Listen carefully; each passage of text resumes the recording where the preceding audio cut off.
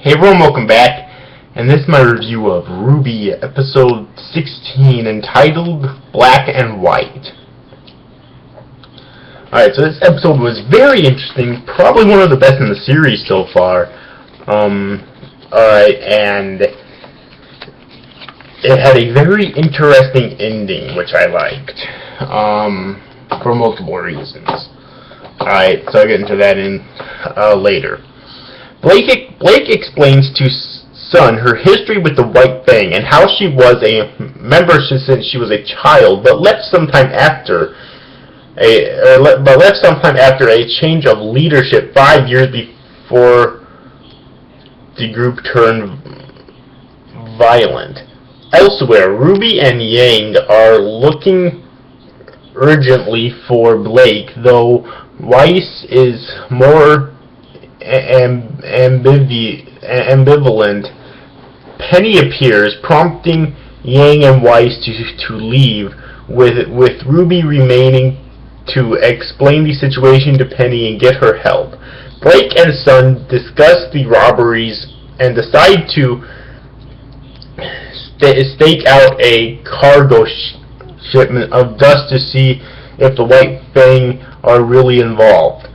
That night they are watching the cargo when an airship descends. Members of the White Fang emerge from the airship along with Torchwick.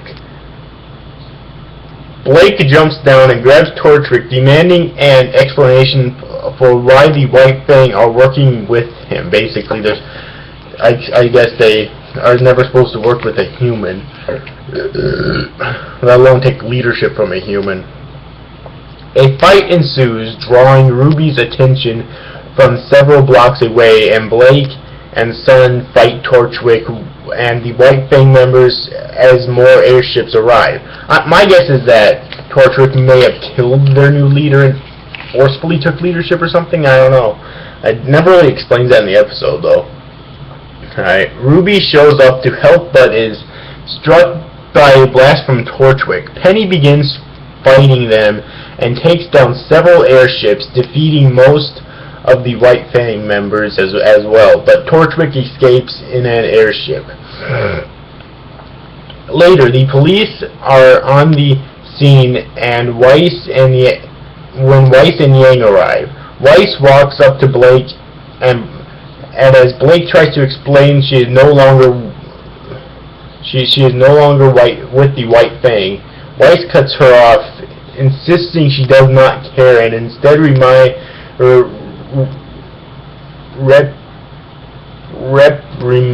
reprimands Blake for not coming to her team. Back at Beacon,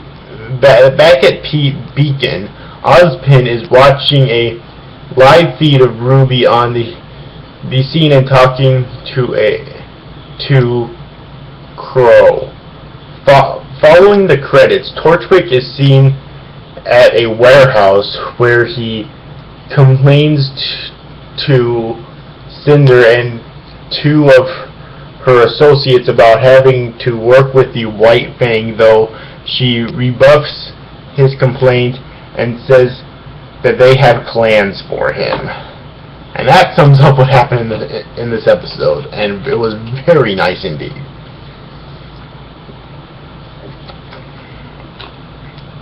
So, basically, the fights in this episode were really good. They were, it's hard to explain, but the editing that I saw with it, where one moment there it's showing one angle of the fight, next one is showing the next. Alright, and when they are fighting, there's never really a moment of rest until they're done fighting briefly. Alright, it was just done so fucking well, and seeing Penny in battle was definitely one of the best parts of the episode for me. Actually seeing her get to fight, since she never really showed that she can do something like that before. Alright. And my favorite part, though, is the ending. Obviously, Blake's back with her team again, but also Penny is in a car apologizing to Ozpin for wandering around in a strange town, apparently. And Ozpin does seem kind of ominous. I don't know if ominous is the right word, but he does seem kind of odd, though. I have a feeling that there's going to be like a major plot twist with him later on in the series. All right, which is why I do think he's kind of an interesting character in that regard. All right. So yeah, and other than that, don't really have anything else to say about this episode. It was just really well done. The fighting, the animation, and I really enjoyed it. So yeah. Anyways, overall, if you enjoyed this review, guys, thanks for watching. Bye-bye.